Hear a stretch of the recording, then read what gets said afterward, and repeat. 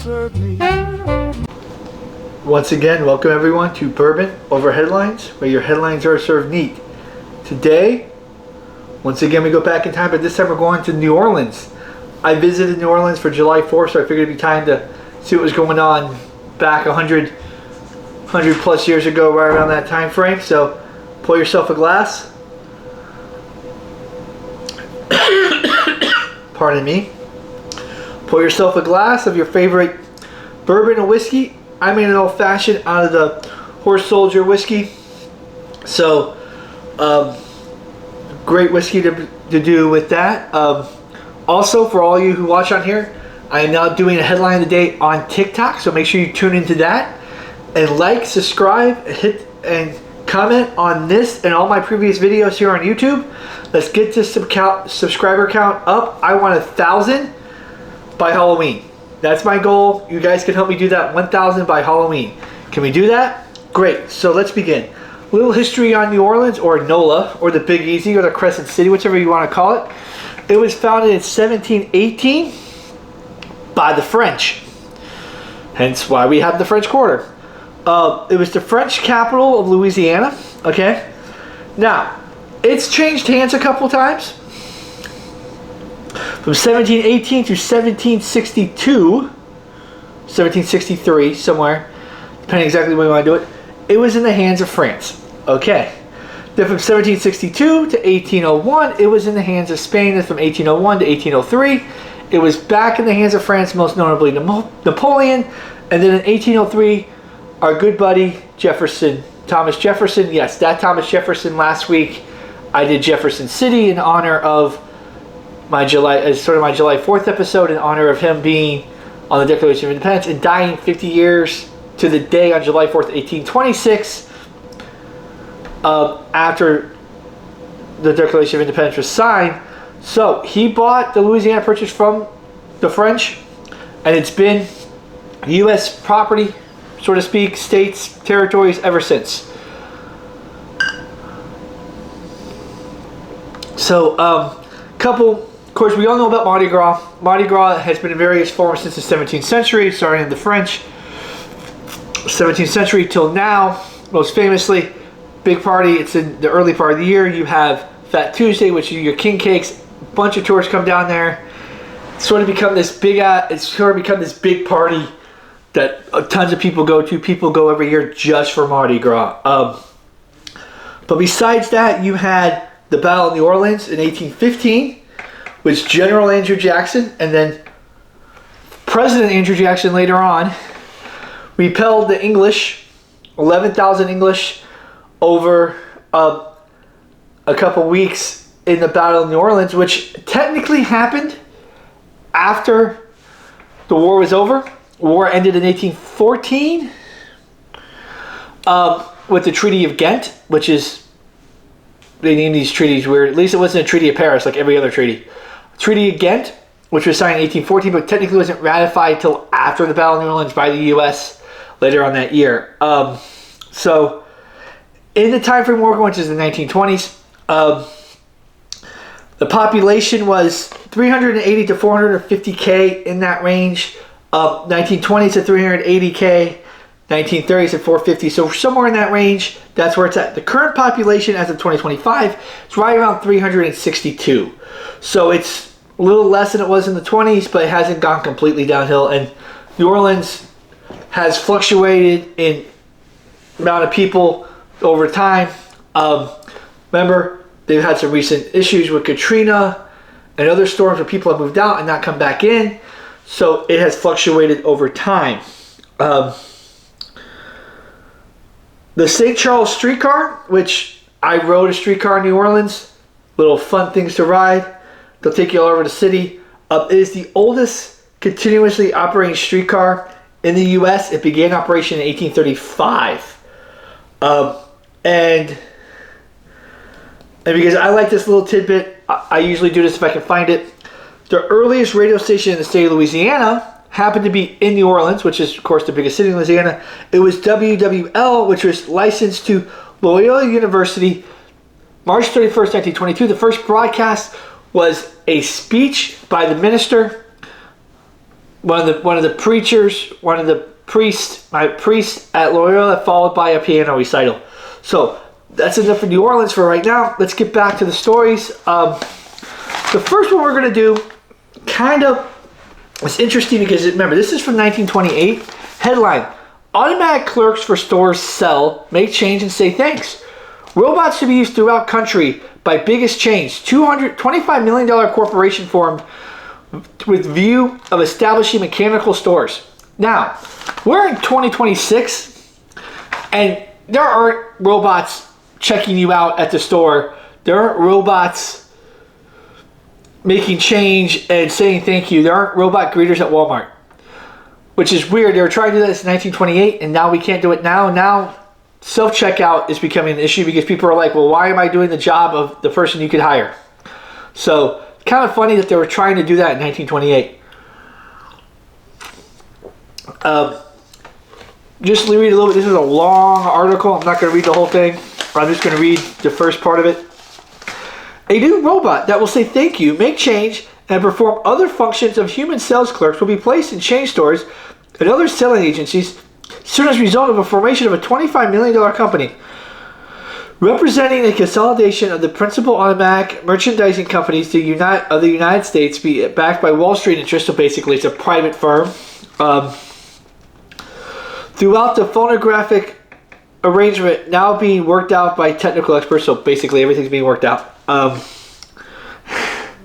Until the perfection of the new machines, the present devices for sale will be used. So until they perfect it, they're going to come out with the first edition, always beta, at the Consolidated Merchandising Corporation. Remington companies involved in the consolidation, including Automatic Merchandising Corporation, several corporations, general vending,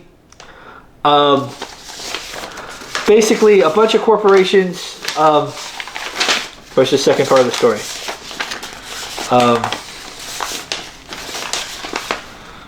Yeah, so basically they're trying to introduce robots into various sales clerks and cashier positions throughout stores. Didn't work because where we're at now, where the biggest advancement in the last 20 years has been self-checkout. So I guess even back then when they tried to take people out of the equation, it didn't quite work. Which is funny because you got Elon Musk and Jeff Bezos, everybody trying to make us all do robots. And they've been trying to do that for 100 years. Just a funny thing. There was a second page to this. I couldn't find it. So maybe it's in here somewhere. But okay. So next story. Oh, here it is. It's the second page. It was right next to it. My bad. Let me just go over it real quick. JCPenney was thinking about using it. A candy store. United Cigar Store. So big numbers. Everybody's heard of JCPenney. It's still in business. They're thinking about using it. So I don't know if it ever really got in. But they had some big Schultz company, JCPenney, other big companies in that era were thinking about doing this, replacing their cashiers, their clerks, their people with robots. Now, I was into a JCPenney's this weekend. JCPenney's this weekend with my amazing, lovely wife, who, by the way, has a channel called Moondog Tarot. If you or your spouse or anyone else is into tarot, astrology, any of that stuff, make sure to check her channel out. She does weekly readings, along with sometimes a collective reading for the whole month. If you know your sign or you want to know more about your sign, check out that channel, like, subscribe, and comment on her channel, along with, of course, like, subscribe, and comment below on what cities you want me to do next, what other content you want on my channel. And remember, I do have a TikTok where I do a headline of the day, and we'll do some more stuff in regards of bourbon content. My very first TikTok, I showed you everything I got from the Sazerac house in New Orleans, one of which was this glass, which I'm drinking this old fashioned out of, but I showed you all the other stuff I got from the Sazerac house. So if you want to see about the fruits of my labor and what I got from New Orleans, go check out my TikTok. So the 1920s, even the 1930s, were the Wild West for car companies. There were car companies that don't exist anymore. You had Packard, Peerless. Of course, you had Dodge and Ford and Chevy and GM. All those still exist, but there was a bunch of them. Some exist, some don't. Some got Chrysler, everything, Pontiac. All of them got put into things. But this I found interesting is Peerless Cars, which is a car company that's no longer American-built cars. The Peerless car company was in 16 countries. So this, in 1920s, they were trying to expand all over the world, which is really the first car company I found that was trying to go across the world, trying to expand their footprint. An American company trying to expand their footprint across the world. Now, that's saying a lot in 1928 with the logistics and the manufacturing and everything going on like there. Peerless has now represented 16 foreign countries, with several large houses selling this popular American-built car. The Peerless car was very interesting. Peerless. To say what the Peerless car was, it was one of those super nice, hand-built, old-school cars with the tires on the side that had the big doors that looked like, I would say, a modern-day, sort of like a modern-day SUV, size-wise and everything, but it was luxurious inside. Everything was handmade back when it was handmade. It's a nice car. They're worth a ton of money today if you find a Peerless. I was just thinking about Peerless, though. In the 1930s, with the Depression, they sort of they weren't keeping up with the car business, so they started right after Prohibition. A couple of the founders started a brewing company called Peerless Brewing, and they made beer for generations, and they got sold, but they made beer for a couple of decades as the Peerless Brewing, which is a direct thing of the Peerless. So they made cars and beer. What two more American things than cars and beer by one company? I wish they were still around today. I would love to try some of that beer. If you know anyone who has a Peerless car, or if you have one yourself, comment how you got it, what type it is, what year it is. Also, if you ever had a beer or know where to get Peerless beer from, the beer from the Peerless Brewing Company, or if you ever had it, you were in the area where it was produced, put a comment in the link. Put a comment in the comments below. Tell me about your experience. Tell me about you remember about Peerless beer or Peerless cars, whichever one. So next up is two stories, sort of. One is woman bandit asks for mercy. She files a plea for pardon. This now remember, this is in 1928. Okay, so women in jail at that point, that was kind of even murkier than it is today. You didn't really put women in jail unless they absolutely did it, because we didn't want to separate the mother from the kids. But she is Alice McGinnis and Jose Fernandez. I guess they were done together. Alice McGinnis Beauclair was convicted of assault and robbery on November 8th. So a year before this, was sentenced by Judge O'Donnell. She figured a sensational holdup of a pig stand collector, in which later had been attacked. 3 men were sentenced with her. So I guess there's a little controversy exactly what part she drove, but her and 3 men did rob this place where a person was assaulted, so she was convicted with them, which happens a lot. Just because you don't commit the crime doesn't mean you can't be charged with the crime. If you're the getaway driver, or if you have any issue, if you know of the crime, or if you're just there, you will get charged with the crime, or they'll try to charge you with the crime to get you to roll over on people. It happens today. But she's saying she's in poor health, she's got a good prison record, and she wants to be pardoned so that she can go back and spend the rest of her life. And this happens all the time. Just that it was women back then. The only one they weren't really served a lot of time, but a lot of them didn't ask for mercy. They were given a lot less sentence. The second one is headline: $15 or a year in jail. Guess what she took? Let's find out together. Peter Monagarcino, a butcher of Burgundy Street. Interesting, Burgundy Street. The hotel we stayed on, which is the Hotel St. Pierre. A great hotel. All the rooms in there were jazz bars. If you're going to New Orleans and you want something that's not in the French Quarter, that's nearby at Hotel St. Pierre, recommend it. It was on Burgundy Street. So this is right near that hotel.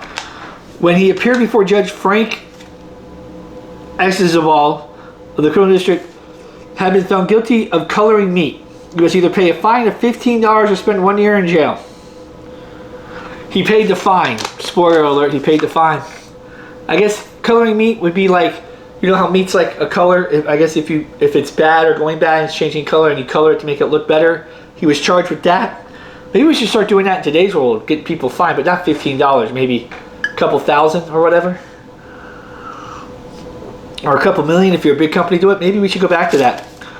Find it funny that he paid $15 in fine. To slightly change tactic here. Headline, man, 101 years old, takes first right. Now, I love these type of stories of like people, even today, where you hear people like they're 100 years old, they interview them, they talk about what they did as their secret to life is. This is sort of like that. Remember, this is the 1920s. The cars had just been around, had just started gaining enough popularity where they were affordable in this time frame. This is the year of the Model A's, the Model T's. So, Uncle Billy Stacy, age 101, of Troublesome Creek. What a name of a town. Troublesome Creek. That must have been some creek. Near Hazard. This is in Kentucky, but it's in the New Orleans paper. Near Hazard, Kentucky. Now, Hazard. It's not Hazard, Nebraska. But if you want to hear a good song, and you want to hear a song that's really good, to completely go off subject here, a song by Richard Marx called Hazard. It's a really good song. Now it's he bases in Nebraska, but if you want to hear a really good song that's maybe not as well known as all the other songs, Hazard by Richard Marx. It's a really good song. It tells a story really well. I think it's one of his better songs. So if you're looking for some music, something new, something different outside, do that song. Recently wrote an audible for the first time in his life. So this guy was born in 1827. This is a 1928 article interviewing him. So he was born in 1828. So this guy had seen the Civil War. He had seen, not the war, he had seen the Civil War. He had seen Napoleon rise and fall, exiled, the growth of America. He has witnessed the beginning of Jim Crow. So all that, he had witnessed all that, Reconstruction, all that. And now at 100, and he became 101, which back then was a feat. 101 years old in 1928, you survived a lot of stuff. You were a tough old person back then. And he's not done yet. He's proud of his experience and expects to try the movies next. You remember, motion pictures and movies as we know them today. A lot of silent films, a lot of that, and these weren't necessarily available in small towns back then. A lot of big cities had the movies, not small towns in Louisiana or Kentucky. And he hopes to see an airplane. So hopefully you guys wish, maybe he saw a movie, maybe he got to see, or maybe even ride an airplane. But kind of cool that this guy in 1928, at 101 years old, got his first ride in a car. That's kind of cool. Remember your first time in a car? Tell me about your first time driving or being in a car that you can remember something big happened, but mostly your first time driving a car. Tell me about that experience and what would you do differently and how that created, what feelings did that create you? A sense of freedom? Did it make you realize you had gotten to a certain stage in life? Comment that below. And what are some of the things you wish you could do, you haven't done in life, regardless of your age, that you want to do? And let's go ahead and let's be like this 100-year-old guy and let's go ahead and accomplish them.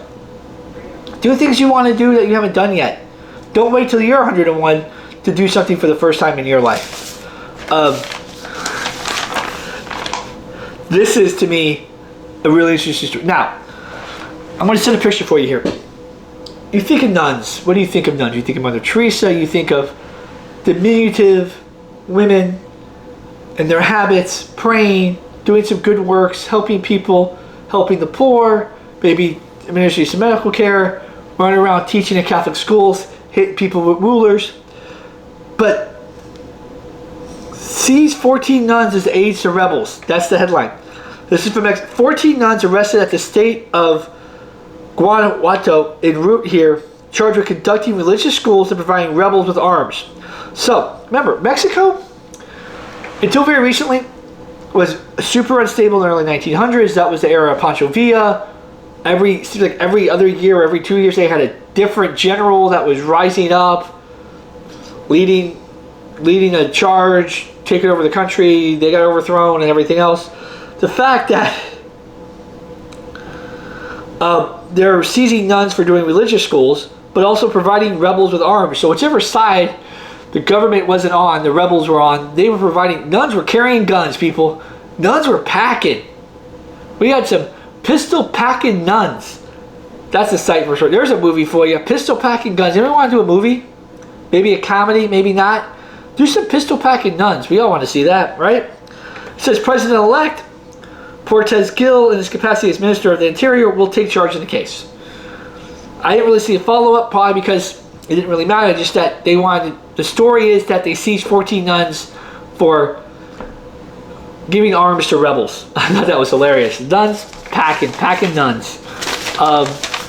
And the last story of the day, which to me, this is a very poignant story. Let me find it real quick. Here we go. Now, this is 1928. We have to remember, women didn't get the right to vote until 1920. Okay? And there was a big suffragist movement. They didn't get the right to vote in 1920. So, 8 years after that, women, when they first got to vote, were all over politics. They wanted to run for governor. We had the first, in 1925, we had the first governors of states. This is 1920, the first federal woman judge. How does it feel? She had her salary raised. Now remember this is 1928. You're making $13,000 a year for the rest of her life. Because this is a federal judge appointment. Even back then they were for life. Says Miss Genevieve Klein, who's the first woman federal judge. She was on basically the U.S. Customs Court. U.S. Customs Court, first federal judge. So any custom, international stuff they heard back then. It's amazing that she's the first female federal court in 1928. We just didn't have a member of the Supreme Court until what? Who was it? Was it Ruth Bader Ginsburg? Was it Ruth Bader? No, Sandra Day O'Connor. Sandra Day O'Connor was the first female Supreme Court justice, and that was in the 80s. So 60 years it took us to get from the first federal woman judge to the first female Supreme Court justice. And I looked it up. 40% of the federal judiciary on all levels is comprised of women. So that's an impressive stat in 108 years of being able to vote and being eligible for this stuff on a federal level. Because usually if you can vote, you're able to hold office and do all that. So that's impressive to go from 0 to 40% in 100. It might not sound impressive, but considering where they started from, 40% of having the complete federal, that's all the courts. That's the district courts, that's the customs court, that's all the federal courts you can think of. 40% of them are held by women today. That's appointed by various people, Senate, whatever. That's impressive. And she was the first, trailblazing it. Miss Genevieve Klein. She says she's considered the most romantic in the world. All sorts of things come to the customs house from foreign lands, birds, bees, butterflies, and other life things. What's with bees lately? I found a lot of stuff with bees. Maybe I'm just in a bee mood. Bees and butterflies, as well as toys and other manufactured metal and fabric manufactured articles. She never regrets not having married. It says she declares she thinks some are fitted for matrimony and some are not. So she never married.